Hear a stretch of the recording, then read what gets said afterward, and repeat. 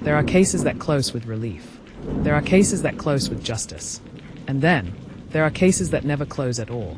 The kind that linger in the minds of even the most hardened investigators. This is the story of such a case, an open wound in the heart of the FBI. A haunting mystery with plenty of evidence, but not a single resolution. Welcome to True Crime Hub.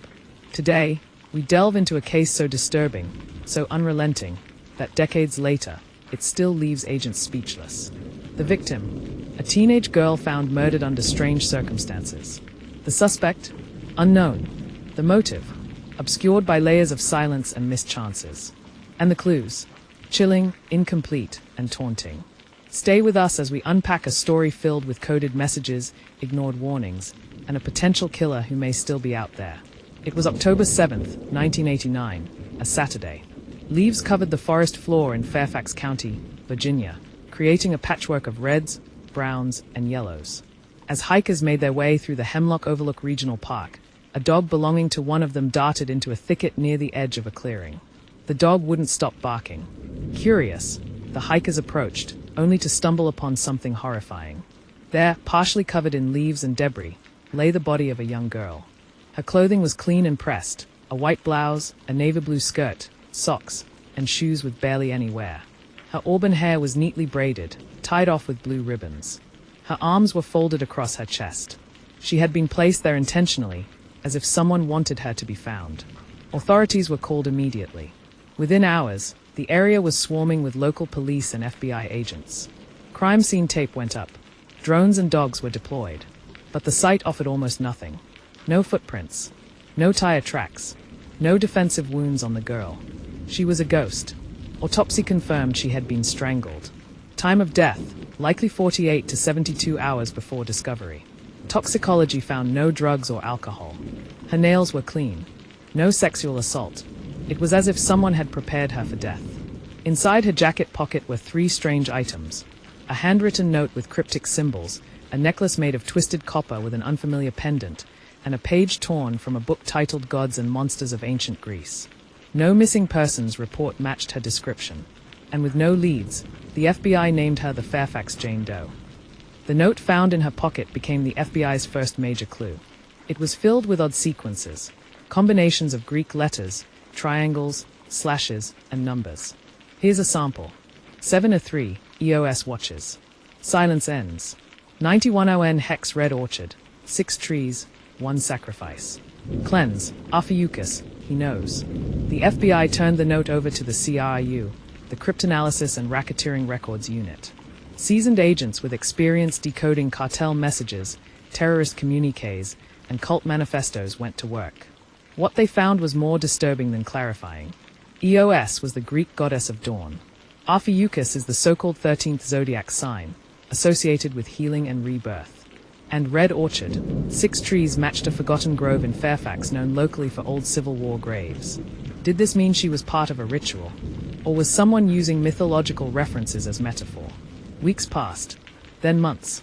In early 1990, a partial match came in. A similar cipher had appeared in a 1983 unsolved murder in Pennsylvania. A woman named Sandra Vallon was found in a barn with the phrase "he sees through the trees" carved into wood nearby. She, too, had a mythology book under her body. Connection? Perhaps. But again, no suspect. A break came when a trucker named Donnie Reeves came forward. He claimed he had seen the girl 2 days before she was found. She was in a gas station near Route 29. It was around 2 a.m. She looked scared. She kept glancing around, he said. She was with a man. Maybe 45, 50. Gray hair. Wearing a jacket with a military patch. I think it was Air Force. Police rushed to review surveillance footage. But the tapes had been reused. Standard practice back then. More tips followed. A waitress said she served a girl who looked just like the Jane Doe. The girl was quiet. The man with her ordered for both. A jogger claimed to have seen an old blue van near the park the night before the body was discovered. None of these leads could be verified. Still, one name began to appear multiple times: Gerald Knox. Knox had served in the Air Force. After retiring, he became reclusive. Neighbors described him as odd, obsessed with codes, often speaking in riddles. He lived in a trailer deep in the woods, just 15 miles from the crime scene. When investigators went to speak with him, They found the trailer empty. Food left out. Clothes still in the closet. But no sign of Knox. He was gone.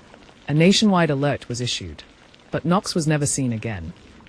Every time the FBI tried to move on, something pulled them back in. In 1993, an anonymous letter arrived at FBI headquarters. It was postmarked from Maryland. No return address. Inside, a typed note. She still waits. The dawn opens when six sleep. The watcher has not left. There were no fingerprints. Another came in 1996. Then 2002. Each referenced dawn, sacrifice, and silence. One letter included a drawing, a girl lying beneath 6 trees. Another contained GPS coordinates, leading to a shallow grave filled with animal bones, feathers, and torn book pages. Was this the work of a cult, a lone sadist, or an elaborate troll? The truth, the FBI wasn't sure. In 2018, thanks to new breakthroughs in genetic genealogy, the FBI exhumed the Fairfax Jane Doe for further DNA testing. They uploaded her profile to GED Match, hoping to find a match, a cousin, a parent, anyone. And they did. A possible third cousin popped up. A woman from Tennessee. Her family tree was traced back to Kentucky, with branches sprawling across the South. Agents spent months contacting relatives, conducting interviews, and collecting voluntary DNA samples.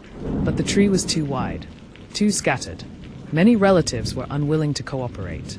Others had died. The trail went cold, again. Not many cases haunt the FBI. This one does. Agents assigned to the Fairfax Jane Doe case describe recurring dreams, anxiety, and a sense of moral failure. One agent confessed he kept her sketch on his desk for years. It felt like she was asking for help, he said. Like she knew someone was trying. But we failed her. Another agent retired early after working the case for 2 decades. In his final interview, he said, "This case breaks people. It's a knot that can't be untied. And every time you pull, it gets tighter." In 2020, a group of online sleuths uncovered something chilling. They connected the symbols in the cipher to an obscure pre-internet subculture known as the Cult of EOS. This group, believed to have existed in the 70s and 80s, was rumored to have merged pagan rituals, astronomy, and cryptography. They believed in spiritual renewal through sacrifice during celestial alignments. Several unsolved murders across the East Coast bore similar hallmarks: young women, mythology books, strangulation, coded messages. The cult of EOS was never confirmed to exist, but the patterns are hard to ignore. Could Fairfax Jane Doe have been their final sacrifice? The Fairfax Jane Doe isn't just a case. She's a symbol of everything that goes. She represents mythology connection, or Gerald Knox. Please reach out. You can remain anonymous. Help us give her a name, because time should never triumph over truth. This is True Crime Hub. If you believe in justice, in names, in closure, please like, comment, and share. Together, we can bring the silence to an end.